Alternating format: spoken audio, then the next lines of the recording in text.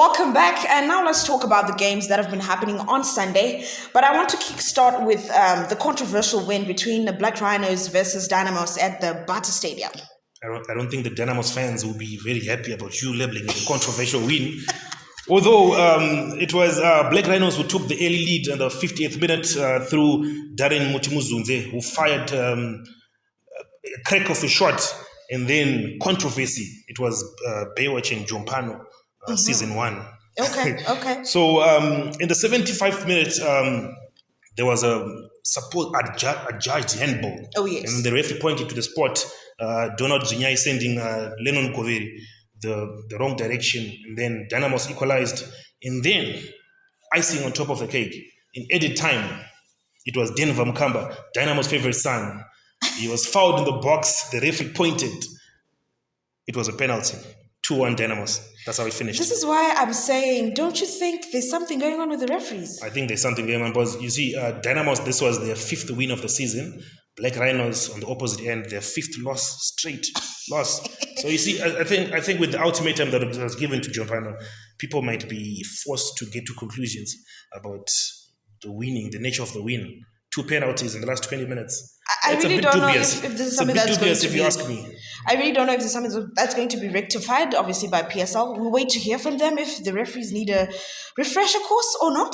The referee's decision is fine now. All right, Trevor, so we now want to look at Herentals versus Simba, a border at Mandava Stadium. Wait, so Herentals winning 2-1. Yeah, Herentals edged Simba Bora. It was a game of the bosses. Innocent Benza on the other end is a player also. Oh, yeah. And then Buju, the Simba Bora owner, although he's not in his playing days. I don't know about that. I doubt he's played football. But then Simba, I think they're finding the big league a bit difficult. Challenging, yes. They've only amassed 4 points in their last 5 games, 4 draws, 1 defeat, and they sit at a 3rd position from the bottom. I think they're finding the big league a bit more difficult. I think maybe they still need to do a lot of, who to position where, and all that I think really needs to be done probably by the coach. The challenge is when you copy a blueprint of Manchester City, or you just Thank you so much. Or you bring a lot of players in, then the players don't click. I think it's a matter of teamwork to do with players with a bit more ego. So it's not clicking as it should be. Okay, because the salaries are there, the money is there, but it's not. The players are not performing. They're not performing. All right, let's move on to Triangle versus Cranbourne Bullets. This happened at Gibo Stadium. So Triangle winning 2-1 to the Cranbourne Bullets. Yeah, Triangle. This was their first win in 5 games after a string about 4 draws. They're 7th on the log, 18 points from 13 games, and then Bullets on the other end.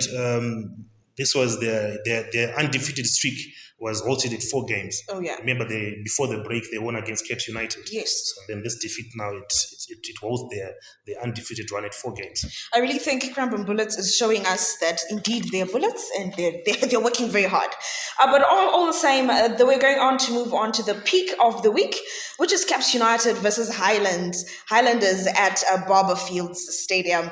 And this was a phenomenal game, which saw the players of Caps United putting all the effort, but still couldn't manage to equalize or to score against Highlanders. It was quite the game. I think the game lived up to its billing. It was, by the end of the season, if you had to rate the games, I think this game will be up there with the best games. Cape United, they gave their all. They dominated the play. Oh, yeah. Highlanders, we were playing more of the counter-attack and more the long balls. They couldn't contain the Cape United, the passing of the Cape United. They resulted to just pushing the balls up and then trying to catch Caps on the break. But on the other end, Highlanders remain undefeated. Oh, yeah, definitely. They haven't been defeated yet this season. And then Caps, I think, a 10 of form will be expected in the coming games. Because definitely there has to be some changes there, considering with where we are sitting currently with Caps United. But all the same, I really think the break did the teams a good thing. Absolutely, because you could tell from the way Caps played, there was a strategy that was being followed to the book. Oh, yeah. Everything was being followed. I think on any given day, they would have won that game. Any given day, they would have won. But But this big games, it comes down to a matter of luck. Sometimes you need luck to win these games. Otherwise, Caps United, if they had faced anyone in the league with that kind of a performance, okay. it would have been So front page. it's a Caps matter of United. luck. It's just a So matter of luck. you're saying the Caps United boys, what was going on with them? They're having a bad day?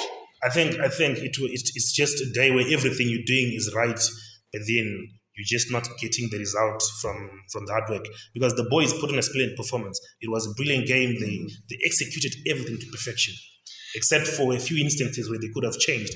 Could they have changed? Did that affect the decision? Probably yes. Yeah. And I also think I felt for the coach Lodge Tombwe when he was doing interviews later on, and you could see the emotions, hey, and how much he was pretty moved from the result of the game. Yeah, even from the boys, you could tell. You could tell after the final whistle, the boys were dejected. You could, if you could look at William Manondo, you could look at God knows Moria, you could tell that these guys have given their all, and then they are hurt by this result. But even Ashley Reynolds was in tears.